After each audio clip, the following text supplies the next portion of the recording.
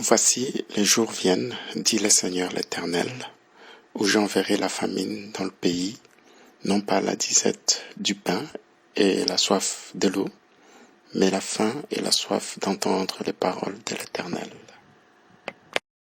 Bonjour bien-aimés dans le Seigneur, que Dieu vous bénisse, et c'est un plaisir pour moi de vous retrouver pour cette émission questions et réponses. Nous continuons notre série de questions et réponses et nous acheminons lentement mais sûrement vers la fin de cette série, et j'espère que ces réponses que nous essayons d'apporter à ces différentes questions apportent beaucoup d'éclairage et surtout édifient tous ceux qui se posaient ces questions ou encore avaient des zones d'ombre par rapport à certains sujets ou points doctrinaux à travers les Écritures.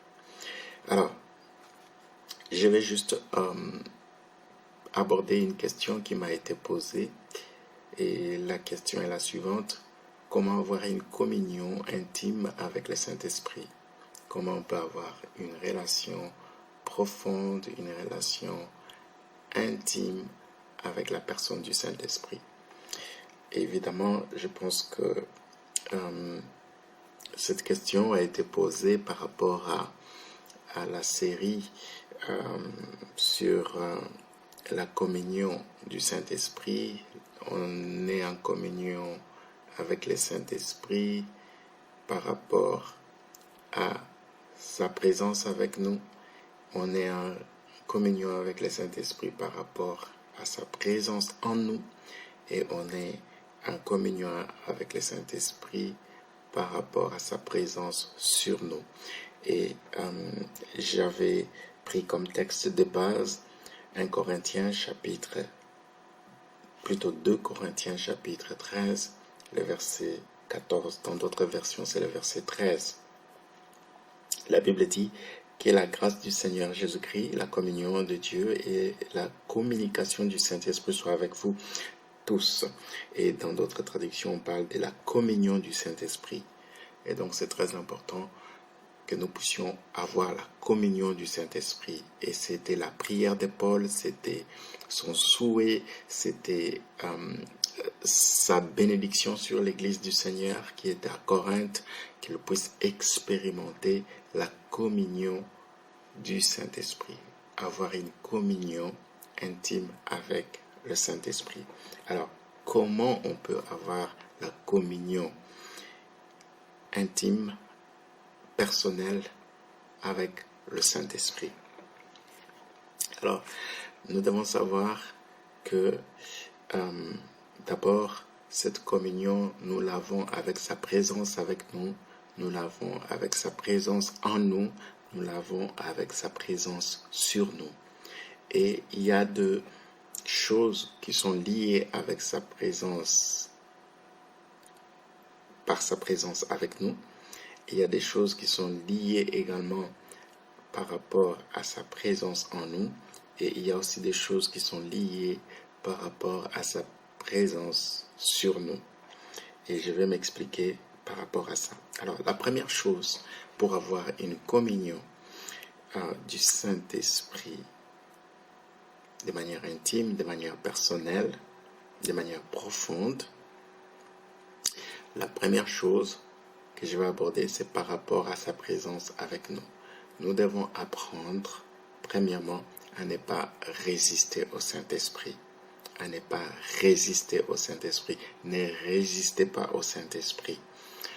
Et dans Actes chapitre 7, le verset 51, c'était la prédication d'Étienne à tous ces religieux, à tous ces pharisiens qui l'interrogeaient. Il était devant les Sanhédrins et il va être direct avec eux pour leur parler de leur attitude par rapport à l'action du Saint-Esprit, par rapport au travail que le Saint-Esprit est en train de faire. Et il va dire ceci au verset 51 du chapitre 7. Il va dire: homme au cou raide, incirconcis de cœur et d'oreille. Vous vous opposez toujours au Saint-Esprit. Ce que vos pères ont été, vous l'êtes aussi. Dans notre traduction, il est dit, vous résistez toujours au Saint-Esprit. Voilà. Et donc, c'était ça l'histoire même du peuple d'Israël. C'est-à-dire, ce n'était pas seulement les pharisiens, ce n'était pas seulement les scribes, les religieux du temps de Jésus ou encore des apôtres, mais c'était pratiquement la caractéristique du peuple d'Israël qui était un peuple que Dieu va qualifier à travers Moïse d'un peuple au cou raide, un peuple obstiné, un peuple qui était têtu. Voilà. Et c'est que Étienne va remarquer aussi chez ses contemporains, ces religieux, c'était des gens au cou raide, des gens têtus, des gens obstinés, des gens qui résistaient, qui s'opposaient à ce que le Saint-Esprit était en train de faire. Donc voilà, bien-aimés dans le Seigneur, si nous voulons avoir une communion personnelle, intime, profonde avec le Saint-Esprit, nous devrions apprendre à ne pas s'opposer au Saint-Esprit ou résister à l'Esprit de Dieu. Et vous savez très bien que le Saint-Esprit, par sa présence avec nous, il a pour mission de nous convaincre en ce qui concerne le péché, en ce qui concerne la justice et le jugement. Et d'ailleurs, dans Genèse chapitre 6 et le verset 3, Dieu va essayer par tous les moyens de convaincre l'humanité avant les déluges, de pouvoir se repentir, de pouvoir abandonner les péchés, de pouvoir abandonner le mal. Et Dieu a essayé, et cela à travers son Saint-Esprit. Son Saint-Esprit était, avant le déluge, en train d'essayer de convaincre, en train d'essayer d'avertir, en train d'essayer de faire changer l'homme de voie pour qu'il retourne à Dieu, à la crainte de Dieu, qu'il revienne à Dieu et qu'il abandonne ses mauvaises voies. Malheureusement, l'homme résistait toujours, l'homme s'opposait toujours à la conviction de l'Esprit de Dieu. Et donc, c'est ce que Dieu va décider. Mon esprit ne va pas toujours lutter, ne va pas toujours contester avec l'homme. Vous voyez, à un moment donné, le Saint-Esprit va nous lâcher, le Saint-Esprit va nous abandonner, il va se retirer. Lorsque nous nous opposons toujours à lui, lorsque nous résistons toujours à ce qu'il dit ou ce qu'il nous demande de faire, vous voyez, c'est ça qui détruit la communion avec le Saint-Esprit. À un moment donné, le Saint-Esprit va se retirer, le Saint-Esprit va se taire, il ne va plus nous parler, il ne va plus communiquer avec nous. Nous n'aurons plus la communication du Saint-Esprit ou la communion avec le Saint-Esprit si nous lui résistons ou nous nous opposons à lui. Et donc c'est très important d'être sensible, d'être obéissant, de ne pas avoir le cou raide, de ne pas être têtu, de ne pas être obstiné. C'est très important parce que lorsque nous avons ces attitudes-là de cœur, bien-aimés dans le Seigneur, ce sera très difficile d'avoir une communion ou une relation intime avec le Saint-Esprit. Voilà la première réponse que je pouvais apporter par rapport à cette question et surtout en rapport avec la présence du Saint-Esprit avec nous. C'est très important. Et donc, le deuxième volet de ma réponse par rapport à la présence de Dieu en nous, la présence de Dieu qui demeure en nous, nous devons savoir que le Saint-Esprit est très sensible. Il est très sensible. C'est une personne divine qui est très sensible. Et d'ailleurs, dans la Bible, le Saint-Esprit est représenté par une colombe. Quand il est descendu sur Jésus-Christ lors de son baptême, c'était sous forme d'une colombe. Et la colombe, c'est un oiseau très sensible, c'est-à-dire moindre mouvement, moindre bruit, moindre acte brutal, l'oiseau s'envole. L'oiseau est très sensible, surtout la colombe. Et donc, c'est que aussi le Saint-Esprit, au fait, dans sa personnalité, il a la sensibilité vraiment très, très, très, très profonde. Et donc, du coup, Paul va dire à l'église d'Éphèse, écoutez, dans Éphésiens chapitre 4, 30 à 32, et c'est à l'église d'Éphèse que Paul va adresser ses conseils s'ils désiraient vraiment développer leur communion avec le Saint-Esprit comme présence qui demeure en eux. Ils devaient faire attention à ne pas attrister le Saint-Esprit. Vous voyez combien de fois les enfants de Dieu attristent le Saint-Esprit, combien on le rend triste dans leur relation avec lui. Vous voyez, lorsque nous avons le Saint-Esprit qui habite en nous, nous devons veiller à ne pas l'attrister, à ne pas l'attrister. Il est très sensible à certaines choses qui le rendent triste dans notre vie, dans notre marche, dans notre rapport ou notre relation avec lui. Et donc Paul va dire ceci. Ok, n'attristez pas le Saint-Esprit de Dieu par lequel vous avez été scellés pour le jour de la rédemption. Et il continue au verset 31 et 32 que toute amertume, toute animosité, toute colère, toute clameur, toute calomnie et toute espèce de méchanceté disparaissent du milieu de vous. Soyez bons les uns envers les autres, compatissants, vous pardonnant réciproquement, comme Dieu vous a pardonné en Christ. Mais si vous voulez comprendre aussi ces passages, on peut lire aussi le verset qui précède, le verset 29 qui dit qu'il ne sorte de votre bouche aucune parole mauvaise, mais s'il y a lieu, quelques bonnes paroles qui servent à l'édification et communiquent une grâce à ceux qui l'entendent. Alors, c'est très important. Nous ne devons pas attrister le Saint-Esprit si nous voulons développer notre communion, notre intimité avec le Saint-Esprit. On doit apprendre à ne pas l'attrister, à ne pas l'attrister, à ne pas offenser le Saint-Esprit. C'est très important parce que lorsque le Saint-Esprit est attristé, il nous sera difficile de pouvoir entendre de sa part ou encore recevoir des instructions ou des directives de sa part. Donc, on sera complètement dans les blackouts. Donc, il n'y aura plus de communication. Il n'y aura plus de communication. Et je pense que c'est aussi dans le naturel, lorsque vous êtes lié d'amitié avec quelqu'un ou vous êtes marié, lorsque l'un des amis ou l'un des conjoints est attristé, souvent l'atmosphère qui règne, c'est quoi? C'est le silence. On a du mal à communiquer parce qu'il y a des blessures, il y a l'autre qui est offensé, il y a l'autre qui se sent peiné, blessé, attristé. Et ça brise la communication, ça brise la relation parfois.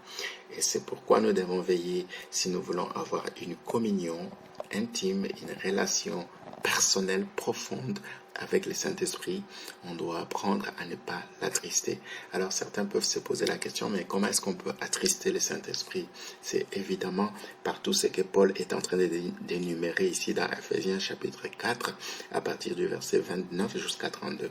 C'est-à-dire, lorsque nous sommes en tant qu'Église ou en tant que croyants, chrétiens qui a le Saint-Esprit qui habite en nous, on doit veiller à toutes les paroles qui sortent de notre bouche. Ça ne doit pas être des paroles mauvaises, ça ne doit pas être des paroles impures, ça ne doit pas être des paroles qui blessent, ça ne doit pas être des paroles méchantes, ça ne doit pas être des paroles qui méprisent, qui dénigrent, mais plutôt que ce soit de bonnes paroles qui servent à l'édification et qui communiquent la grâce à ceux qui l'entendent. C'est très important parce que si on a des paroles contraires qui ne sont pas bonnes, qui ne communiquent pas la grâce, qui sont impures, qui sont des paroles blessantes, des paroles méchantes, mauvaises, eh bien le Saint-Esprit sera attristé. Il sera attristé en nous. Vous voyez? Et pas seulement ça, mais aussi là où il y a l'amertume, dans un cœur rempli d'amertume, bien-aimé dans le Seigneur, le Saint-Esprit ne peut pas vraiment se manifester ou agir dans un tel cœur. C'est très important. C'est très important de pouvoir nous débarrasser de toutes sortes d'amertume dans notre cœur et aussi d'animosité. Vous voyez, c'est cette colère extrême, cette colère qui est presque une colère animale, qu'on doit se débarrasser. Toute colère, vous voyez, lorsque vous entretenez la colère dans votre cœur, vous ne pardonnez pas. Bien-aimés dans le Seigneur, ça attriste le Saint-Esprit et il cite toutes sortes de calomnies, tous ceux qui font de commérage, qui outragent les autres, qui parlent du mal des autres. Bien-aimés dans le Seigneur, ça attriste le Saint-Esprit. Et il dit toute espèce de méchanceté. Vous voyez, toutes sortes de méchanceté. Il y en a plusieurs sortes de méchanceté. Eh bien, si vous avez ça dans votre cœur, cela va attrister également le Saint-Esprit.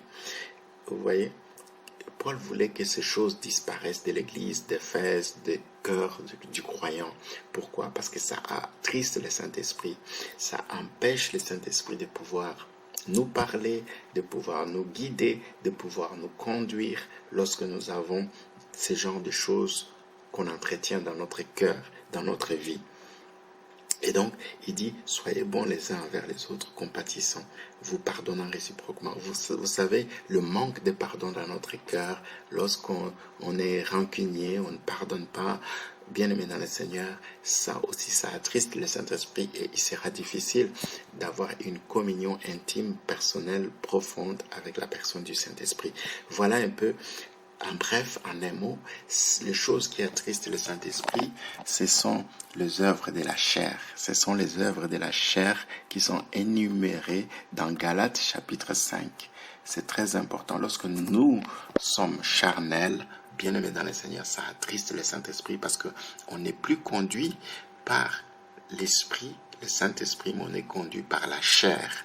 Et Galates nous dit, écoutez, si on est enfant de Dieu, on est conduit par l'Esprit de Dieu. Ça, c'est Romains 8, 13 à 15. Lorsqu'on est enfant de Dieu, on est conduit par l'Esprit de Dieu. On marche selon l'Esprit de Dieu. On ne marche plus selon les œuvres de la loi. On ne marche plus selon les œuvres de la chair.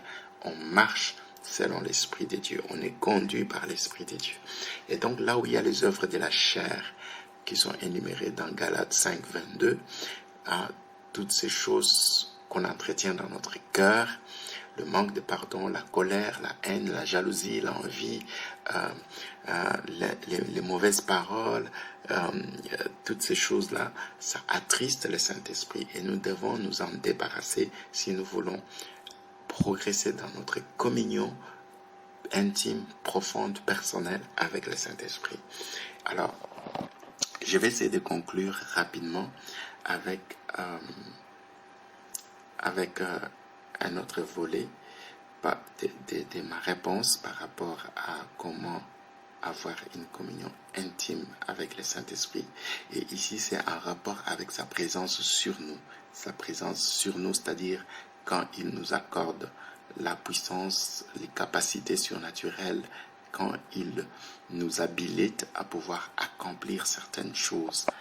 Alors, c'est très important si nous voulons voir le Saint-Esprit continuer à nous utiliser, continuer à agir en nous, à travers nous et par nous,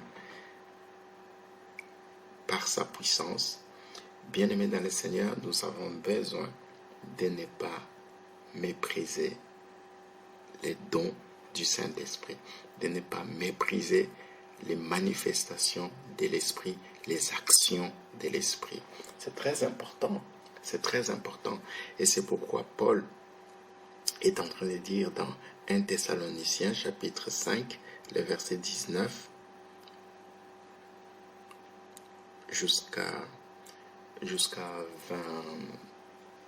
21, il dit ceci: n'éteignez pas l'esprit, ne méprisez pas les prophéties, mais examinez toutes choses, retenez ce qui est bon, abstenez-vous de toute espèce de mal. Alors c'est très important. Paul, il est en train de dire ici, n'éteignez pas l'esprit. Vous voyez, le Saint-Esprit sur nous, c'est-à-dire il veut travailler par nous, il veut travailler à travers nous, c'est lorsqu'il nous accorde sa puissance pour que nous puissions accomplir l'œuvre de Dieu, accomplir ce que nous ne pouvons pas accomplir par notre propre force, par nos propres moyens. C'est lorsqu'il nous habilite, il nous revête de la puissance d'en haut pour que nous puissions accomplir des choses que nous ne pouvons pas accomplir par nous-mêmes. Et donc c'est très important. Lorsque nous voulons que cette communion, que cette relation se développe, devienne plus intime, plus profonde, plus personnelle avec le Saint-Esprit, lorsqu'il opère, lorsqu'il agit à travers nous, par nous. Et nous ne devons pas mépriser les dons spirituels. Parce que lorsqu'on méprise les dons spirituels, ce qu'on est en train de faire, en fait, on est en train d'éteindre l'esprit. C'est-à-dire, on est en train de diluer son impact, son action. On l'empêche de pouvoir agir, de pouvoir se manifester, de pouvoir travailler par nous et à travers nous. Et c'est très important. C'est très important. Voilà pourquoi il demande à l'église de Thessalonique, à tous ses croyants, écoutez, n'étouffez pas l'action du Saint-Esprit, n'étouffez pas la manifestation de l'Esprit lorsqu'il veut se manifester à travers les dons spirituels, ici particulièrement les dons de prophétie. Par votre mépris, par votre dénigrement, par votre rejet de ce don, vous êtes en train d'étouffer l'action du Saint-Esprit, vous êtes en train d'éteindre son action. Et ça empêche vraiment que le Saint-Esprit continue à agir au milieu de l'Église, à agir à travers les chrétiens, les croyants, lorsqu'il y a cette attitude, ces mépris, ces rejets de son action, de sa manifestation. Par contre, il encourage que l'Église et les croyants puissent examiner toutes choses et retenir ce qui est bon et de s'abstenir de toute forme du mal. Et c'est très important. Si nous voulons que l'action du Saint-Esprit, les manifestations de l'Esprit, l'œuvre du Saint-Esprit puisse continuer à être effective dans notre vie, dans notre service pour le Seigneur, dans nos églises, on ne doit pas éteindre l'esprit, on ne doit pas éteindre l'esprit par les mépris, par les rejets des dons spirituels. Ça, c'est très important. Et voilà pourquoi dans 1 Corinthiens chapitre 14, le verset 1 et le verset 39, Paul insiste, il commence au début et il termine vers la fin en demandant à l'église de Corinthe de pouvoir désirer, de pouvoir aspirer aux dons spirituels. Si nous voulons développer notre communion avec le Saint-Esprit, surtout par sa présence qui demeure sur nous, pour nous habiliter, pour nous donner la capacité surnaturelle à accomplir des choses pour le royaume de Dieu, nous ne devons pas à mépriser le Saint-Esprit, on doit au contraire aspirer, désirer les dons spirituels, désirer les manifestations, désirer voir le Saint-Esprit travailler, le Saint-Esprit œuvrer à travers nous et par nous. Ça, c'est très important. Il dit à l'Église, désirer les dons spirituels. Au lieu de mépriser, il faut désirer, il faut aspirer,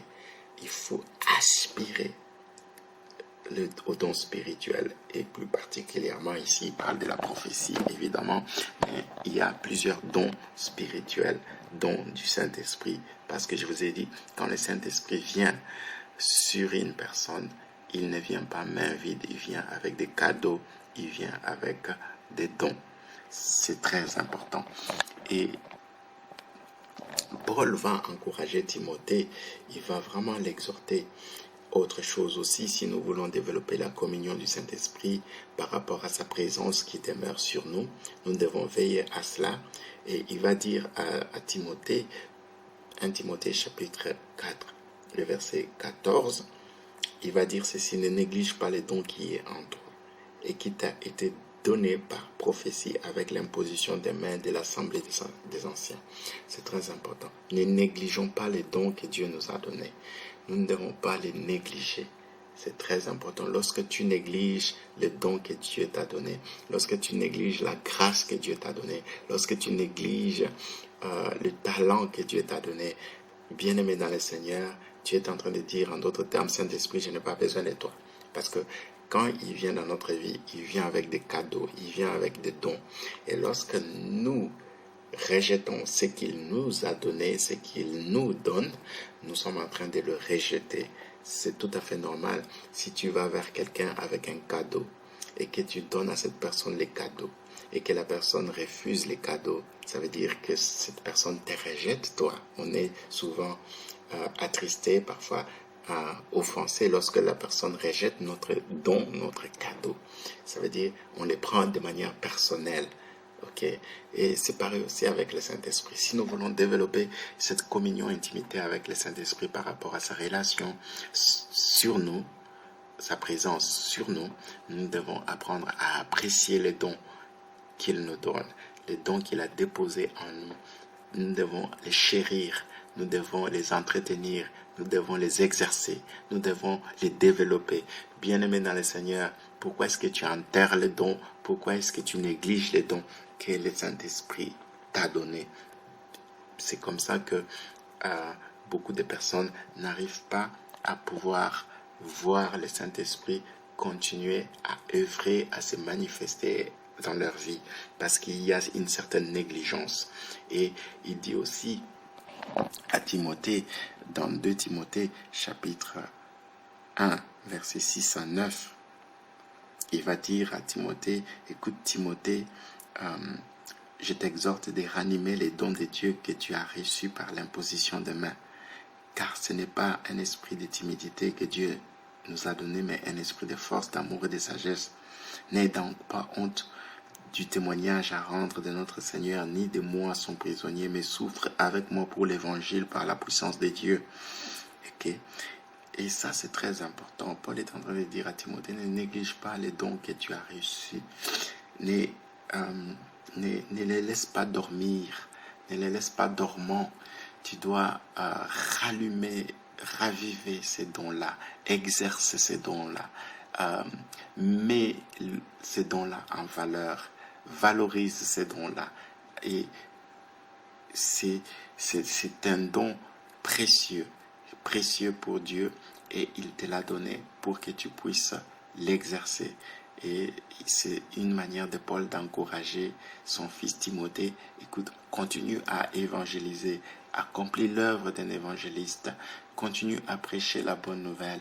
Dieu t'a donné cette grâce, Dieu t'a donné ce ministère, Dieu t'a donné cette grâce.